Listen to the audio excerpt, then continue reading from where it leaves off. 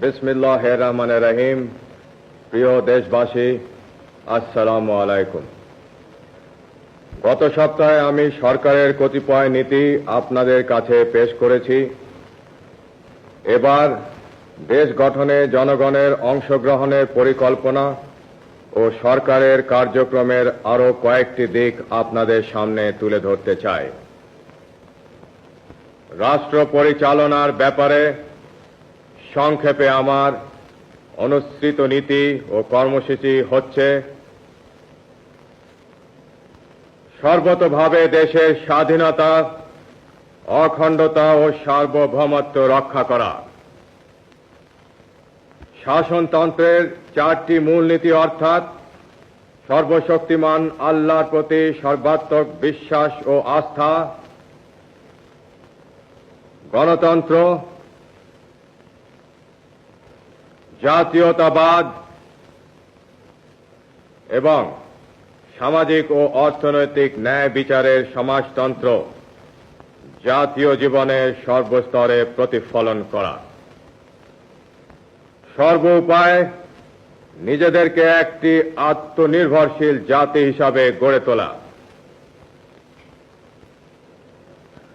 প্রশাসনের সর্বস্তরে উন্নয়ন কার্যক্রমে এবং আইন শৃঙ্খলা রক্ষার ব্যাপারে জনসাধারণের অংশগ্রহণ নিশ্চিত করা।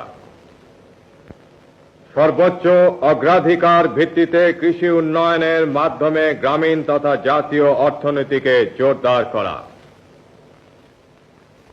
দেশকে খাদ্যে স্বয়ংসম্পূর্ণ করা। দেশে কাপড়ের উৎপাদন বাড়িয়ে সকলের জন্য অন্তত মোটা কাপড় সরবরাহ নিশ্চিত করা। কোন নাগরিক যেন গৃহহীন না থাকে তার যথাসম্ভব ব্যবস্থা করা।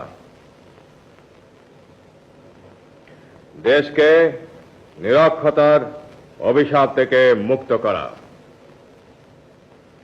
সকল দেশবাসীর জন্য ন্যূনতম চিকিৎসার বন্দোবস্ত করা। সমাজে নারীর যথাযোগ্য মর্যাদা প্রতিষ্ঠা করা এবং যুব সমাজকে সুসংহত করে জাতি গঠনে উদ্বুদ্ধ করা। দেশের অর্থনৈতিক উন্নয়নে বেসরকারি খাতে প্রয়োজনীয় উৎসাহ দান। শ্রমিকদের অবস্থার উন্নতি সাধন এবং উৎপাদন বৃদ্ধির স্বার্থে সুস্থ শ্রমিক মালিক সম্পর্ক গড়ে তোলা। সরকারি চাকুরিজীবীদের মধ্যে জনসেবা ও দেশ গঠনের মনোবৃত্তি উৎসাহিত করা এবং তাদের আর্থিক অবস্থার উন্নয়ন করা। জনসংখ্যা বিস্ফোরণ রোধ করা। সকল বিদেশি রাষ্ট্রের সাথে সমতার ভিত্তিতে বন্ধুত্ব গড়ে তোলা এবং মুসলিম দেশগুলোর সাথে সম্পর্ক বিশেষ জোরদার করা। প্রশাসন এবং উন্নয়ন ব্যবস্থা বিকেন্দ্রীয়করণ এবং স্থানীয় সরকারকে শক্তিশালী করা। দুর্নীতিমুক্ত ন্যায়নীতি ভিত্তিক সমাজ ব্যবস্থা কায়েম করা। ধর্ম, বর্ণ, গোত্র নির্বিশেষে সকল নাগরিকের অধিকার পূর্ণ সংরক্ষণ করা এবং জাতীয় ঐক্য সংহতি সুদৃঢ় করা। আমার বিশ্বাস এই নীতির ফলশ্রুতি হিসাবে ইনশাআল্লাহ দেশে সুখ ও শান্তি বিরাজ করবে এবং জাতি উন্নতির পথে দ্রুত এগিয়ে যাবে। গণতন্ত্রের প্রতি আমার অবিচল আস্থার নিদর্শন স্বরূপ আমি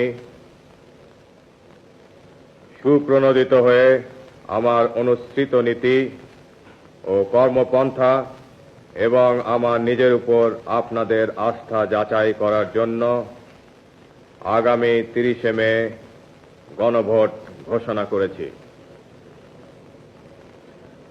আমি আশা করব আপনারা নিজেদের ভোটাধিকারের পূর্ণ সদ্ব্যবহার করে আমার প্রতি আপনাদের আস্থা সম্পর্কে স্পষ্ট রায় দেবেন। পরম করুণাময় আল্লাহ তাআলা আমাদের চলার পথে নতুন উদ্যম, শক্তি ও সাহস দান করুন। खुदा हाफिज, बांग्लादेश जिंदाबाद।